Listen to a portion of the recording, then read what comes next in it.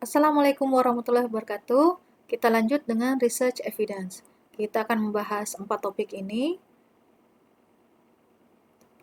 Ya, apa yang dimaksud dengan research evidence?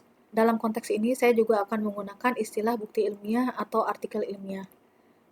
Research evidence adalah laporan tertulis atau publikasi yang memaparkan hasil penelitian dan sudah memenuhi kaidah dan etika keilmuan dan ditaati oleh masyarakat keilmuan. Apa saja jenisnya? Yang pertama adalah laporan hasil penelitian. Ini dapat berupa hasil penelitian mahasiswa baik S1 dengan nama skripsi, S2 dengan nama tesis, dan mahasiswa S3 dengan nama disertasi. Ada juga penelitian-penelitian yang dilakukan oleh akademisi, misalnya dosen, seperti pada contoh yang ditampilkan, atau penelitian-penelitian yang dilakukan oleh klinisi atau para peneliti-peneliti di luar sivitas akademika lainnya. Contoh lainnya adalah proceeding. Proceeding adalah hasil penelitian yang disajikan pada conference atau seminar-seminar nasional maupun internasional. Pada contoh ini adalah salah satunya international conference. Ada juga yang berisi full text, lebih lengkap tulisannya. Contoh lainnya adalah buku. Organisasi-organisasi melakukan penelitian-penelitian seperti survei dan kemudian hasilnya dilaporkan dan dibukukan.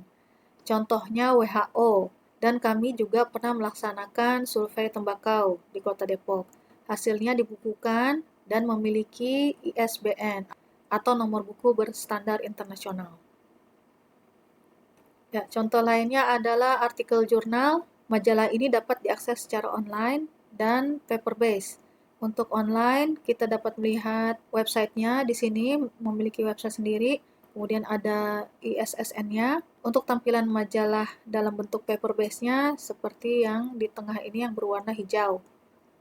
Di sini kita dapat melihat volume, isu, dan kalau kita buka nanti di dalamnya ada banyak artikel-artikel. Ya, misalnya kita buka salah satu, kita bisa langsung mendapatkan full text-nya.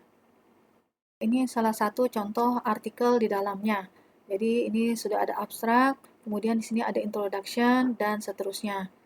Bagaimana cara mendapatkan artikel-artikel tersebut? Yaitu dari jurnal database. Ini hanya sebagian kecil yang saya tuliskan di sini, termasuk di dalamnya juga ada search engine ya, kayak Scholar Google. Masih banyak lagi jurnal-jurnal database. Database itu artinya adalah kumpulan basis data ya. Satu database dapat berisi ribuan hingga jutaan artikel ilmiah. Kemudian pemerintah Indonesia juga sudah memfasilitasi melalui Perpustakaan Nasional. Kita bisa mendaftar sebagai anggota secara gratis dengan menggunakan KTP. Di dalamnya ada kumpulan terbitan lokal maupun internasional. Masuk ke jurnal internasional. Jadi dalam satu database itu bisa terdapat beberapa penerbit, dan dalam satu penerbit itu bisa terdapat banyak sekali majalah jurnal. Misalnya di bawah Elsevier ada Geriatric Nursing, seperti yang bisa kita lihat di bawah ini. Kemudian ada juga The Lancet, sebanyak puluhan majalah jurnal. Kemudian kita bisa lihat tampilan penerbit The Lancet di sini juga ada beberapa. Ini tinggal diklik saja. Untuk jurnal nasional terbagi menjadi jurnal nasional terakreditasi dan tidak terakreditasi. Untuk jurnal nasional terakreditasi terdiri dari 6 peringkat. Peringkat 1 lebih tinggi dibandingkan peringkat yang lainnya. Lembaga akreditasinya adalah Arjuna. Jurnal-jurnal tersebut juga masuk ke dalam data Sinta dan Garuda, atau dengan istilah terindeks ya. Kita coba lihat satu-satu.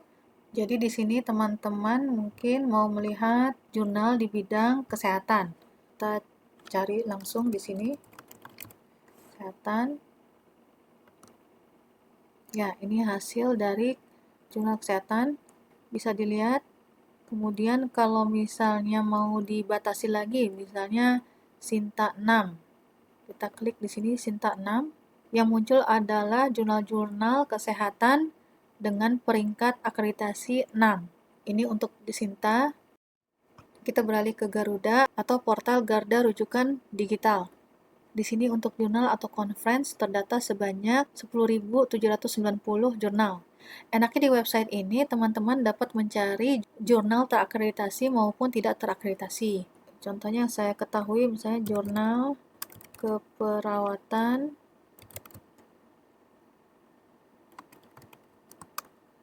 Indonesia. Ya, di sini banyak. Ini yang dimaksud, yang warna kuning.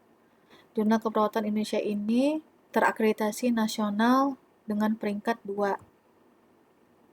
Contoh lainnya yang tidak terakreditasi, misalnya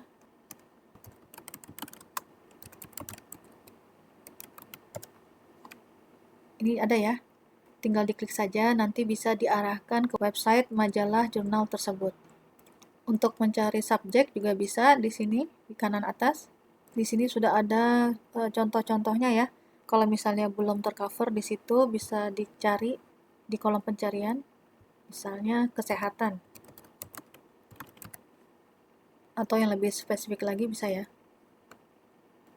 Nah, di sini banyak sekali jurnal-jurnalnya yang mengandung lingkup kesehatan. Ya, ada 285 jurnal atau conference.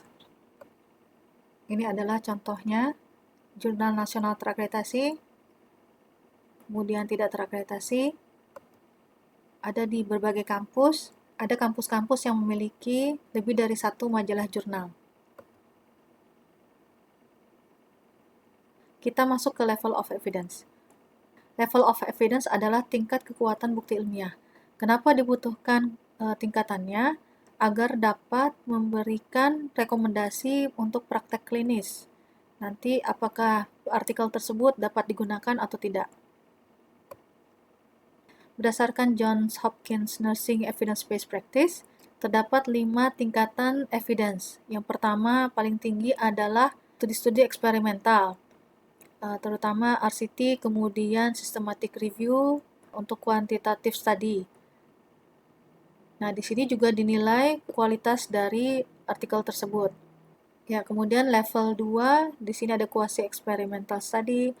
Kemudian di level 3, di sini bisa studi-studi deskriptif, di sini bisa masuk. Kemudian level 4, di sini ada clinical practice guidelines. Di level 5 ada case report dan literatur review.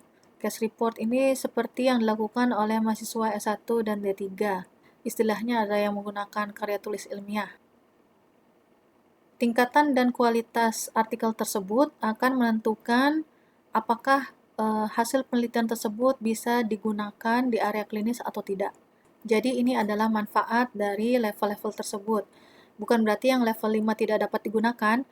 Jika hasilnya konsisten, artikel level 5 dapat digunakan di area klinis. Demikian video kali ini. Assalamualaikum warahmatullahi wabarakatuh.